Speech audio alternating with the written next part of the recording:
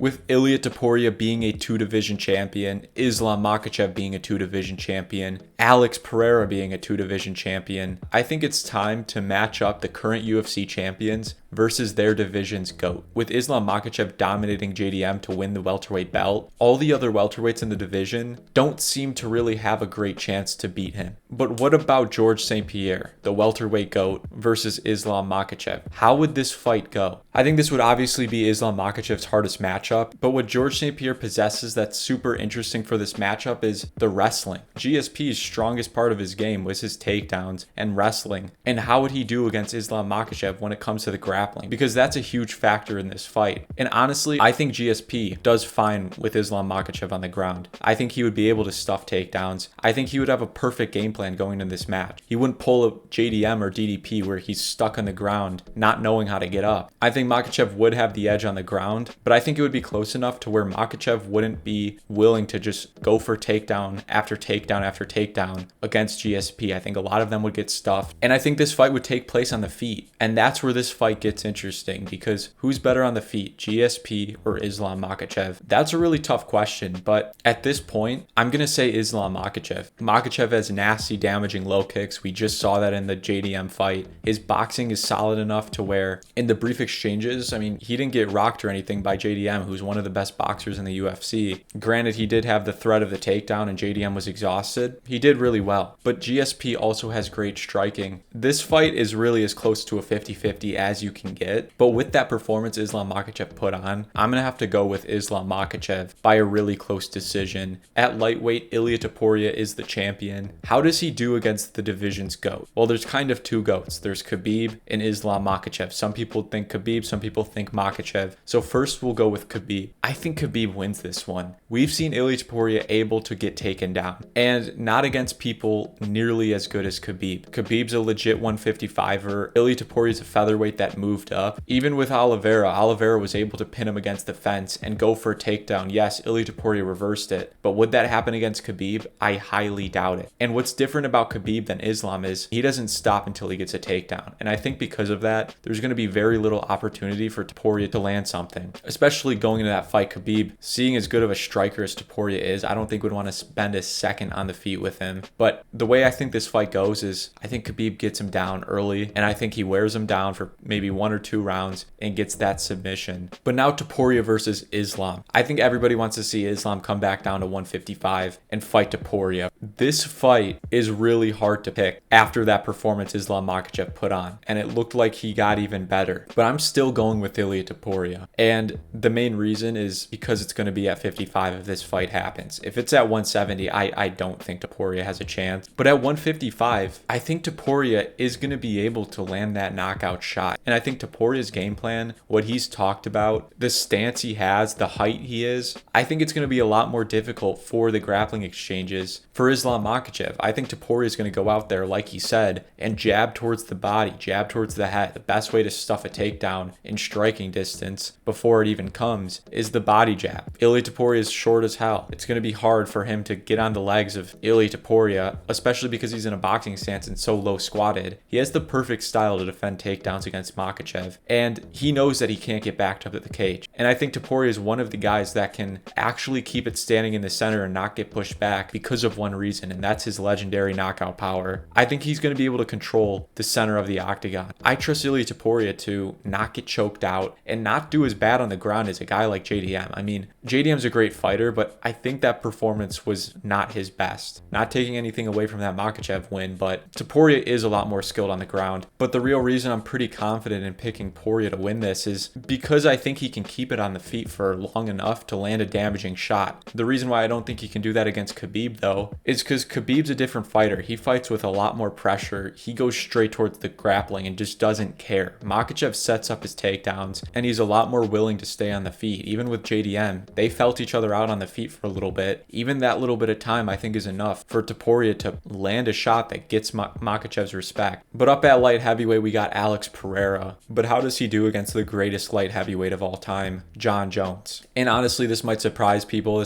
People might think this is rage bait, but I think he he has a good chance of winning against Jon Jones. I'm not predicting him to win if this fight would happen. Listen, Alex Pereira, his takedown defense is decent. He stuffed all of Ankalaev's takedowns. And yes, Ankalaev's not a grappler, but he spent a lot of time grappling. He's a solid grappler, one of the best grapplers at light heavyweight, and he stuffed every single takedown. I mean, that has to say something about Pereira's takedown defense. And on the feet, I think Jon Jones has no chance. Genuinely no chance. I think Pereira is a way better striker, especially in the boxing and in the hands in general. Pereira's not going to be able to get framed on the head by Jon Jones's reach. All right, Alex Pereira is not a 5'11 middleweight going up to light heavyweight. That's the average Jon Jones opponent. What happened when Jon Jones fought Dominic Reyes? Dominic Reyes pieced Jon up and won that fight. And that's Dominic Reyes. Dominic Reyes isn't known for his amazing grappling the same way Pereira isn't. And Dominic Reyes was able to stuff majority of the takedowns early in the fight. And in the hands, Pereira has way more power than Reyes. He has way better striking than Reyes in general. The low kick is there for Alex Pereira. The knockout threat is more prevalent than anybody Jones has faced. I think this fight genuinely is a 50-50. But the reason I'm not actually ready to pick Pereira to win that fight is just off the fact that, Pereira has never faced a grappler like Jones. And there is a chance that, even early in the fight, he gets taken down. And also, there's going to be a lot more urgency to get a takedown against a guy like Pereira than a guy like Dominic Reyes. Dominic Reyes almost had that surprise factor against Jon Jones. Jon Jones, I'm sure, just thought he was going to breeze through him like every other opponent he's had. Against Pereira, I think he would come out looking for that takedown. And that is a big factor in this fight. At middleweight, Khamzat Chimaev's the new champion. But what about Anderson Silva, the greatest middleweight of all time? How does that fight go? And this, I think, is the most surefire prediction on this. A lot of these fights are 50-50 for me, or if I'm picking one person, I'm slightly picking them. For this one, I think Khamzat Chimaev is easy money against Silva. Silva is not going to be able to stuff a takedown from Khamzat Chimaev. Let's be real. He was getting taken down over and over and over against Chael Sonnen. That just can't happen to you if you're going to beat a guy like Khamzat Chimaev. And as good of a striker as Anderson Silva is, as many cans he's beat up, and as much title wins he's gotten in his career against shitty opponents, he's not going to beat Khamzat Chimaev. Up at heavyweight, we got Tom Aspinall, and the heavyweight GOAT is Stipe Miocic. How does Aspinall do against Stipe? And a prime Stipe, I think this fight's a lot closer than people think. I think a lot of people think that, Aspinall would flatten Stipe in a round, and there's a chance that happens. But especially after that Gane fight where I said, my prediction, I was like, Gane versus Aspinall is going to be closer than you think.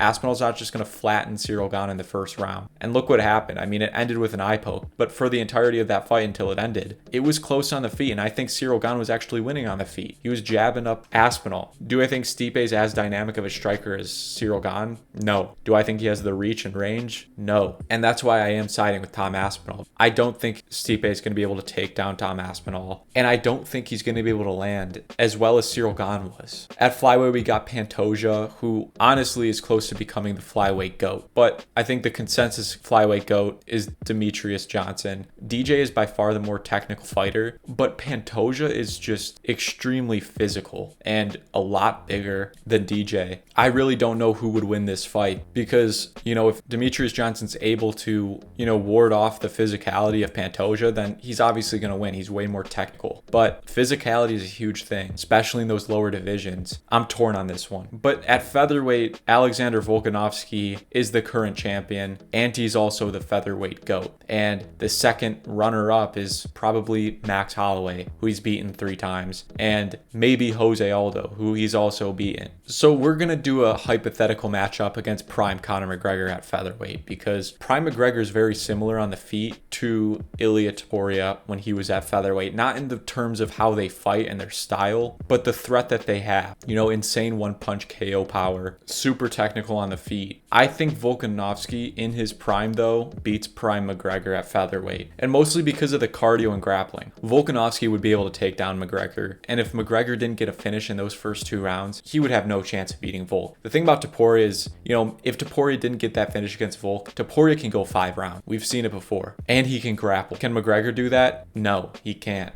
Not nearly as good as a guy like Ilia Topuria. And that's why I think, the odds are very much in Volk's favor. He just has to not get knocked out in the first 2 rounds, and I think he can win that. Now, lastly, we have Merab, and he also is in the same situation as Volk. He's the GOAT of his division and the current champion. But the second runner-up for bantamweight GOAT is Dominic Cruz. How does that fight go? Merab dominates him.